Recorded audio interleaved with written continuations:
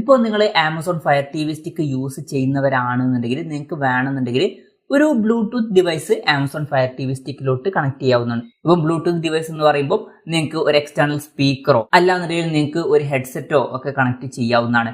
അപ്പം ഈ ഒരു വീഡിയോയിൽ നമ്മൾ നോക്കാൻ പോകുന്നത് ആമസോൺ ഫയർ ടി വി സ്റ്റിക്കിലോട്ട് നമുക്ക് എങ്ങനെ ഒരു ബ്ലൂടൂത്ത് ഡിവൈസ് കണക്ട് ചെയ്യാം എന്നുള്ളതിനെ കുറിച്ചിട്ടാണ്. അതിന് വേണ്ടിയിട്ട് നിങ്ങൾ ചെയ്യേണ്ട കാര്യം എന്താ വെച്ചാൽ, ഇപ്പം Amazon fire T V stick open ആക്കി കഴിഞ്ഞാൽ ഇവിടെ ലാസ്റ്റ് നമുക്കൊരു സെറ്റിംഗ്സ് ഓപ്ഷൻ കാണാൻ പറ്റും.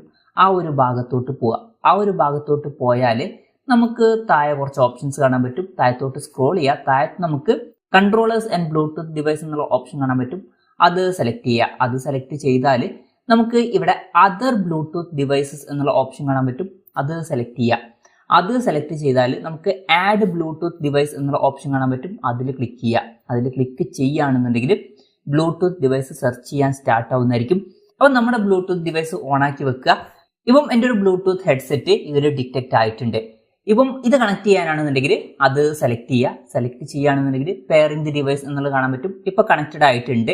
പിന്നെ ശ്രദ്ധിക്കേണ്ട ഒരു കാര്യം എന്താണെന്ന് വെച്ചാൽ, ചിലപ്പം 2.4 GHz വരുന്ന വൈഫൈയും അതുപോലെ തന്നെ ബ്ലൂടൂത്തും ഒരുമിച്ച് കണക്ട് ചെയ്താൽ ചിലപ്പം വീഡിയോ ഒക്കെ പ്ലേ ചെയ്യുമ്പോൾ ചില സ്റ്റെക്കും കാര്യങ്ങളൊക്കെ വരാൻ ചാൻസ് ഉണ്ട്. എന്തായാലും വന്നോളന്നില്ല, ചിലപ്പോൾ അങ്ങനെ ഉണ്ടാവാൻ ചാൻസ് ഉണ്ട്. അത് ശ്രദ്ധിക്കുക. ഇനി അത് ഒഴിവാക്കണമെന്നുണ്ടെങ്കിൽ 5 GHz വയർലെസ് റൂട്ടറിലോട്ട് കണക്ട് ചെയ്താൽ ആ ഒരു പ്രശ്നം വരില്ല. ഇപ്പം ഇതിലോട്ട് കണക്ട് ചെയ്താലും ചിലപ്പോൾ ആ ഒരു പ്രശ്നം വന്നോളണം എന്നില്ല. എന്തായാലും ഓക്കെ എന്നുള്ളതിൽ ക്ലിക്ക് ചെയ്യുക. ഇനി ക്ലിക്ക് ചെയ്തിട്ട് നിങ്ങൾ ബാക്കോട്ട് പോയിട്ട് നിങ്ങൾ ഏതെങ്കിലുമൊക്കെ ആപ്പ് ഓപ്പൺ ചെയ്തിട്ട് അതിൽ വീഡിയോ പ്ലേ ചെയ്യുകയാണെന്നുണ്ടെങ്കിൽ നിങ്ങൾക്ക് സൗണ്ട് ഇതിൽ നിന്നായിരിക്കും കേൾക്കാൻ പറ്റുക. ഇപ്പോൾ വീഡിയോ എനിക്ക് ഹെഡ്സെറ്റിലാണ് കേൾക്കുന്നത്. അപ്പം ഇങ്ങനെ നമുക്ക് വളരെ സിമ്പിളായിട്ട് ആമസോൺ ഫയർ ടി വി സ്റ്റിക്കിലോട്ട് ഒരു ബ്ലൂടൂത്ത് ഡിവൈസ് ആഡ് ചെയ്യാവുന്നതാണ്. ഈ ഒരു വീഡിയോ നിങ്ങൾക്ക് യൂസ്ഫുൾ ആയി എന്ന് വിചാരിക്കുന്നു.